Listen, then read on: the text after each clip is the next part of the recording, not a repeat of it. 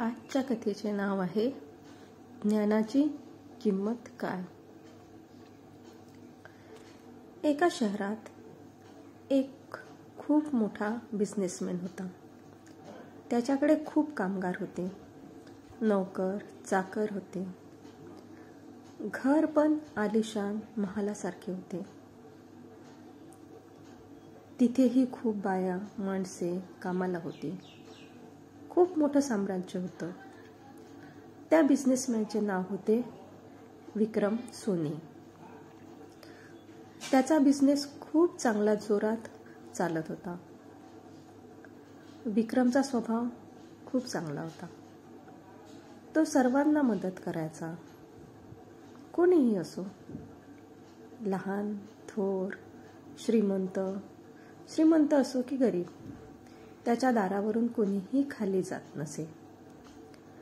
एकदा एक गरीब माणूस त्याच्याकडे आला. तो म्हणाला की साहेब, माझ्या घरी माझे 2 मुले आहेत. त्यांना दोघांनाही दिसत नाही आणि त्यांची आई सुद्धा नाही. मीच त्यांची देखभाल करतो. त्यांची आई आणि वडील मीच आहे. पण मला माझ्या एका महत्त्वाच्या कामासाठी म्हणून बाहेर गावी लांब जायचं आहे. तर मी या दोघांना नेऊ शकत नाही. तुमच्याबद्दल मी खूप ऐकलं होतं की तुम्ही सर्वांची मदत करता, म्हणून मी तुमच्याकडे आशेने आलेलो आहो. काही दिवसासाठी तुम्ही माझ्या मुलांना तुमच्याकडे ठेवाल का? ती मुलं मोठी आणि समजदार आहे. ते तुम्हाला त्रास देणार नाही, उलट काही कामात मदत करतील. यावर विक्रम हसला आणि म्हणाला की हे दोघं माझ्या कोणत्या कामात येतील? यांना दोघांनाही दिसत नाही. यावर तो माणूस म्हणाला की दोघांमध्येही एक विशिष्ट टॅलेंट आहे. माझा मोठा मुलगा कार्तिक हा दागिने, रत्न, मणी, डायमंड यांना स्पर्श करून ओळखतो की ते किती चांगले आहे, असली आहे की नाही, त्याची त्याला परख आहे. तो तुमच्या कामात येईल, कारण तुमचा दागिने आणि डायमंडचा व्यापार आहे. आणि माझा दुसरा मुलगा अजय हा घोडा कोणत्या जातीचा आहे, तो देशी आहे का विदेशी आहे, तो किती चांगला धाव घेऊ शकतो, हे सर्व सांगतो. तुम्हाला माझ्या दोन्ही मुलांची मदतच मिळेल. यावर विक्रम म्हणतो, ठीक आहे, मी यांना तू परत येतपर्यंत माझ्याकडे ठेवतो. तो माणूस जायला निघतो तेव्हा परत एकदा म्हणतो की माझ्या मुलांची परीक्षा नक्की घ्या, असे म्हणून तो निघून जातो.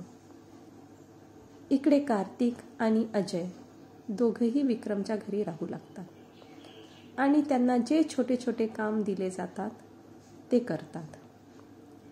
एकदा विक्रमची मोठी डील होती डायमंडची. ती दुसऱ्या व्यापाऱ्यासोबत डील फायनल करणारच तेव्हा एकदम त्याच्या डोक्यात कार्तिकचा विचार आला आणि त्याला वाटले की चांगला चान्स आहे कार्तिकला आजमावायचा. आणि त्याने कार्तिकला बोलावून घेतले. नंतर विक्रमने कार्तिकला म्हणाले की या सर्व रत्न आणि दागिने पारख आणि मला सांग की डील करायला हवी की नको. त्यावर व्यापारी म्हणत होता की माझा अपमान करीत आहे. मी आणलेल्या रत्न आणि दागिने या आंधळ्या माणसाकडून पारखून घेत आहात. पण कार्तिकने त्यांच्याकडे लक्ष दिले नाही आणि आपले काम करू लागला. त्याने सर्व डायमंडला पारखून पाहिले तर त्याला समजले की डायमंड बहुमूल्य नाहीत, साधारणच आहेत.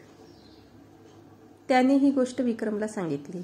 तेव्हा व्यापारी म्हणाला, या मुलाला काही समजत नाही, तो खोटं बोलत आहे. पण विक्रमने व्यापाऱ्याच्या अडखळत्या बोलण्यावरून समजून घेतलं की कार्तिक बरोबर आहे आणि डील रद्द केली आणि कार्तिकचे आभार मानले. असेच काही दिवस निघून गेले. जेव्हा कधी विक्रमला रत्नामध्ये डील करायची असेल तर तो कार्तिकचा परामर्श घेतल्याशिवाय डील फायनल करीत नव्हता. असेच बरेच दिवस उलटले. अजय आणि कार्तिकचे वडील काही आले नाही. मग एकदा काय झाले, एक मोठा घोड्याचा व्यापारी त्याने घोडे विकण्यासाठी आणले होते. तेव्हा विक्रमला पण कॉल आला होता की तुम्हाला घोडा घ्यायचा असेल तर या. विक्रमला आधीपासूनच घोडा घेण्यात इंटरेस्ट होता. त्याने विचार केला, चला आता अजयची परीक्षा घ्यायची वेळ आली.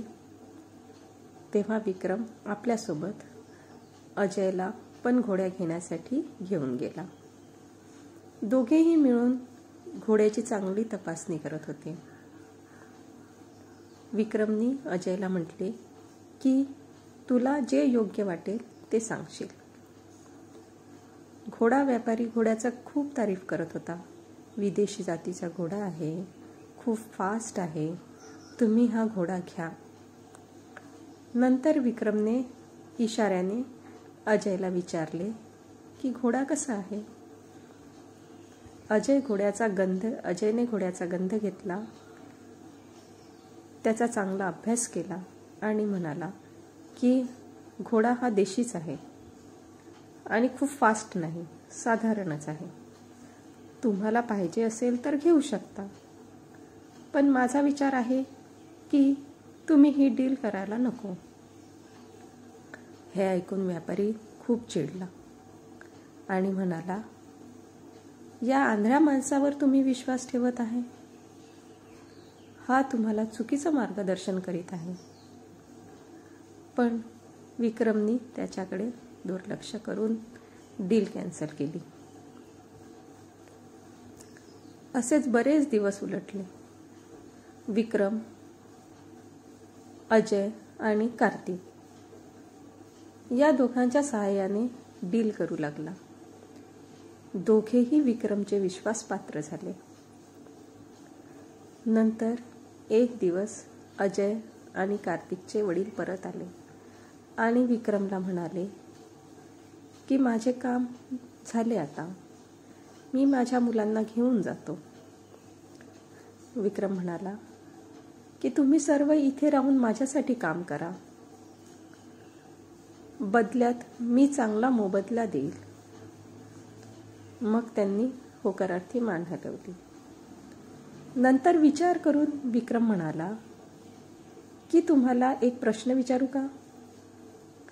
तुमच्या दोन्ही मुलांमध्ये विशिष्ट टॅलेंट आहे.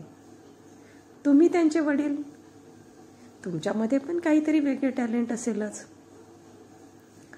माणूस म्हणाला की आहे. मला व्यक्तीचा हात पाहून त्याचे वडील काय करत होते ते कळते. विक्रम म्हणाला, माझा हात बघून सांगा की माझे वडील काय करत होते. विक्रमचा हात बघितल्यानंतर तो माणूस म्हणाला की साहेब जाऊ द्या, नंतर कधीतरी सांगेल. पण विक्रमने जिद्द केली की सांग म्हणून. मग त्या गरीब माणसाने सांगितले की साहेब, तुमचे वडील चोरी करायचे, ते चोर होते.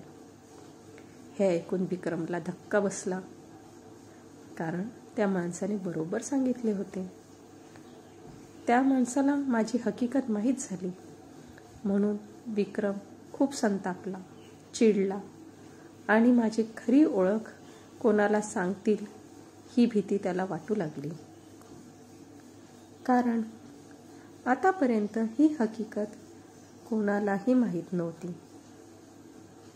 मग विक्रमने स्वतःची खरी ओळख कोणाला कळू नये म्हणून अजय, कार्तिक आणि त्याचे वडील या तिघांनाही एका निर्जन स्थळी पाठवून दिले.